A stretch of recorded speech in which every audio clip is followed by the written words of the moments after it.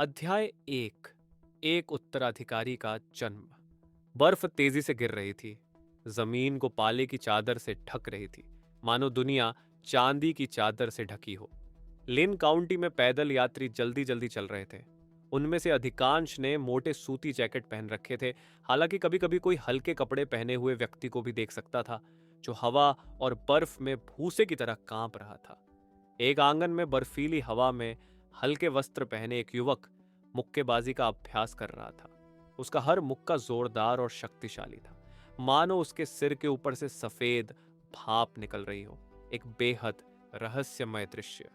बहुत समय बाद उसने मुक्केबाजी के कुछ कौशल पूरे किए और उस युवक का दिमाग थोड़ा सा हरकत में आया। उसकी आंखें मानो कुछ ऐसी पंक्तियां देख पा रही थीं जो दूसरों को दिखाई नहीं दे रही थी। नाम गु क्विंग फेंग। आयु 22 टोटल 80। चरण त्वचा को निखारने का प्रारंभिक चरण। मार्शल आर्ट पर्वत चकनाचूर करने वाली मुट्ठी शुरुआती स्तर। ऐसा लगता है कि माउंटेन शैटरिंग फिस्ट में छोटी मोटी सफलता हासिल करना जल्दी नहीं होने वाला है। कुकिंग फैंग ने अपना सिर हल्के से हिलाया। उसका नाम गु किंग फेंग था। 16 वर्ष की आयु तक वह एक साधारण व्यक्ति से अलग नहीं था, लेकिन अपने 16वें जन्मदिन के बाद उसमें अचानक पिछले जन्म का ज्ञान जागृत हो गया, जिससे उसे सामान्य लोगों की तुलना में एक अतिरिक्त जीवन की यादें प्राप्त हो गईं। जब गु किंग फेंग को एहसास हुआ कि वह अराजकता और नैतिक पतन से भरी दुनिया में है, तो उन्होंने स्वीकार किया कि इस दुनिया में स्वयं को स्थापित करने का मूल आधार शक्ति ही है। इस प्रकार उसने अपनी सारी पारिवारिक संपत्ति खर्च कर दी और सफलतापूर्वक एक मार्शल आर्ट हॉल में प्रशिक्षु के रूप में शामिल हो गया और माउंटेन शैटरिंग फिस्ट नामक एक मुक्केबाजी तकनीक सीखी। हालांकि यह मार्शल आर्ट का केवल शुरुआती स्तर था, लेकिन गु किंग फेंग के लिए यह अस्थायी रूप से पर्याप्त था। दुर्भाग्यवश गु किंग फेंग की प्रतिभा औसत दर्जे की थी। कई वर्षों तक मार्शल आर्ट हॉल में रहने के बाद भी वह माउंटेन शैटरिंग फिस्ट में महारत हासिल नहीं कर सका। फीस का भुगतान करने में असमर्थ होने के कारण अंततः उसे वहां से निकलना पड़ा और बहुत भटकने के बाद वह लिन काउंटी में बस गया। यह 1 साल पहले की बात है। गु किंग फेंग अंततः माउंटेन शैटरिंग फिस्ट में शुरुआती स्तर तक पहुंचने में कामयाब हो गया। ठीक उसी क्षण उसने सुनहरी उंगली को खोज निकाला, जो पुनर्जन्म के दौरान उसके साथ आई थी। वह उसके साथ ही प्रकट हुई, एक सरल एट्रीब्यूट पैनल, और कुछ नहीं था। गु किंग फेंग ने इसका कई बार अध्ययन किया था, लेकिन उसे इस विशेष पैनल के कोई अतिरिक्त कार्य नहीं मिले। ये केवल एक साधारण, पूरी तरह से सजावटी पैनल प्रतीत होता था। अधिक समय तक गु किंग फेंग ने इस विचार को त्याग दिया था। ठीक तभी उसने देखा कि लंबे समय से अपरिवर्तित रहे एट्रीब्यूट पैनल में अब छोटे अक्षरों में एक अतिरिक्त पंक्ति जुड़ गई थी। आपकी पहली संतान का जन्म हुआ, केवल एक बार सक्रिय होता है। रिवॉर्ड पॉइंट्स 1, रिवॉर्ड की हुई ब्लड पिल 10। अचानक हुए इन बदलावों को देखकर गु किंग फेंग थोड़ा स्तब्ध रह गया, मानो उसने कुछ अकल्पनीय देख लिया हो। अब एट्रीब्यूट पैनल, इसे 2 इंटरफेस में विभाजित किया गया था। एक इंटरफेस हाल ही में दिखाई देने वाला प्रॉम्प्ट था और दूसरा उसका मूल विशेषता पैनल था। क्या अलग था? इसका कारण यह था कि वर्तमान एट्रीब्यूट पैनल में भी पहले की तुलना में कुछ बदलाव किए गए थे। नाम गु क्विंग फेंग। आयु 22 टोटल 80। चरण त्वचा को निखारने का प्रारंभिक चरण। मार्शल आर्ट पर्वत चकनाचूर करने वाली मुट्ठी शुरुआती स्तर। Upgrade points 1। जब गु किंग फेंग की नजर अपग्रेड पॉइंट्स पर पड़ी तो उसके दिमाग में स्वाभाविक रूप से उससे संबंधित जानकारी आ गई, जिससे उसे अपग्रेड पॉइंट्स के कार्य का पता चल गया। अपग्रेड पॉइंट्स, जैसा कि नाम से ही स्पष्ट है, वे मार्शल आर्ट के स्तर को ऊपर उठाने के लिए थे। इस बात का एहसास होने पर गु किंग फेंग ने मानसिक रूप से माउंटेन शटरिंग फिस्ट में अपग्रेड पॉइंट लगाने की कोशिश की। तुरंत माउंटेन शैटरिंग फिस्ट ने शुरुआती स्तर से छोटी सफलता तक का सफर तय किया। इसके बाद, इससे पहले कि गु किंग फेंग कोई प्रतिक्रिया दे पाती, उसके शरीर से रक्त ऊर्जा का जबरदस्त प्रवाह फूट पड़ा और उसकी त्वचा और भी सख्त हो गई, यदि कोई महत्वपूर्ण परिवर्तन हो रहा हो। इसके बाद माउंटेन शैटरिंग फिस्ट की छोटी सी सफलता से जुड़ी यादें अचानक उभर आईं और गु किंगफेंग के दिमाग में ऐसे दृश्य प्रदर्शित होने लगे मानो उसने इसका हजारों बार अभ्यास किया हो।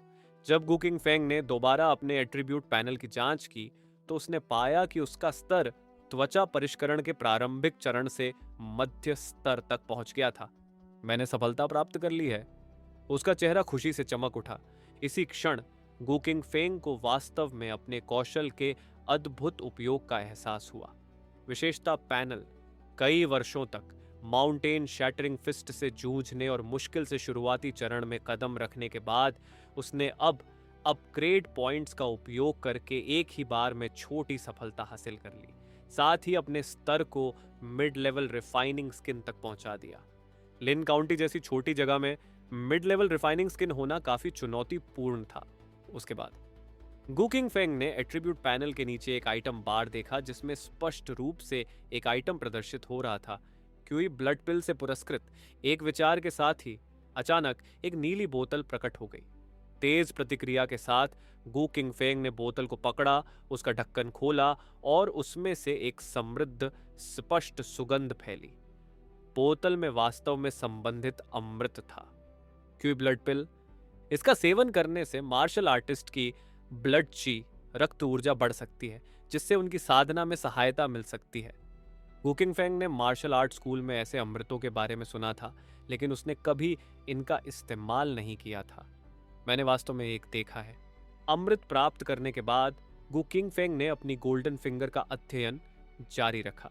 सूचना पट्टी पर दिए गए संकेतों और अपने स्वयं के परिवर्तनों से वह एक बात की पुष्टि कर सकता था कि ऐसा प्रतीत होता है कि उसकी सुनहरी उंगली का संबंध हो यी के वंश से है। सबसे जरूरी बात तो यह है कि मुझे पहले अपने दत्तक पुत्र को ढूंढना है, गु किंगफेंग ने सोचा। अपने बेटे को ढूंढना मुश्किल नहीं था क्योंकि वह इस दुनिया में केवल एक बार ही किसी महिला के साथ रहा था। भले ही वह लिन काउंटी की नहीं थी लेकिन यह कोई समस्या नहीं थी। थोड़ी देर सामान समेटने के बाद गु किंगफेंग ने अपना बैग कंधे पर रखा और किराए पर लिए गए आंगन से निकल गया। कब का 10 दिन बाद गु किंगफेंग लिन काउंटी लौट आए, लेकिन इस बार उनकी गोद में एक शिशु था। उन 10 दिनों के दौरान गु किंगफेंग ने हजारों मील की यात्रा की थी और जब आखिरकार उसे अपनी संतान मिली तो उसने पाया कि बच्चे की मां की प्रसव के दौरान मृत्यु हो गई थी और केवल एक बुजुर्ग दंपति बचे थे जो बच्चे की देखभाल करने में असमर्थ थे और उसे छोड़ने की योजना बना रहे थे। महिला की मृत्यु के बारे में गु किंगफेंग को भी कुछ दुख हुआ। हालांकि दोनों के बीच ज्यादा स्नेह नहीं था और उनका रिश्ता कुछ इस वजह से शुरू हुआ था। कुछ दुर्घटनाओं के बावजूद उसकी मृत्यु की खबर सुनकर वह शांत नहीं रह सका। अपने बचे हुए चांदी का अधिकांश हिस्सा बुजुर्ग दंपति को देने के बाद गु किंगफेंग बच्चे को लेकर चला गया और पाए वह एक लड़का था। गु किंगफेंग ने उसका नाम गु यांग रखा। उसे लिन काउंटी वापस लाने के बाद गु किंगफेंग को चिंता होने लगी कि उसका पालन पोषण कैसे किया जाए। शिशु, आखिरकार उन्होंने इससे पहले कभी बच्चे को पालने का अनुभव नहीं किया था और यह उनका पहला अनुभव था, दोनों जन्मों में अपनी संतान। एक और समस्या भी थी। बात यह थी कि उसके पास चांदी लगभग खत्म हो चुकी थी। अगर उसने पैसों की समस्या का समाधान नहीं किया तो बच्चे के पालन पोषण की बात तो छोड़ ही दीजिए, वह खुद भूख से मर सकता है। मौत, इस विचार के साथ गु किंगफेंग ने मानो कोई निर्णय ले लिया हो। गहरी सांस ली और बच्चे के साथ फिर से चल पड़ा उसकी बाहों में। लेकिन यह समय अलग था। वह एक मार्शल आर्ट स्कूल के सामने पहुंचा।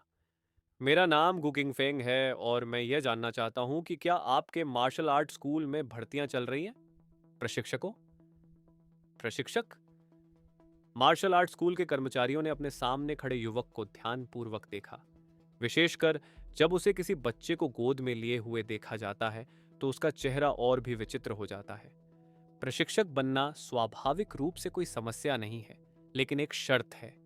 साधना का स्तर कम से कम मध्य स्तर की त्वचा शोधन क्षमता तक होना चाहिए। इन शब्दों के साथ गु किंगफेंग के चेहरे पर आत्मविश्वास का भाव दिखाई दिया।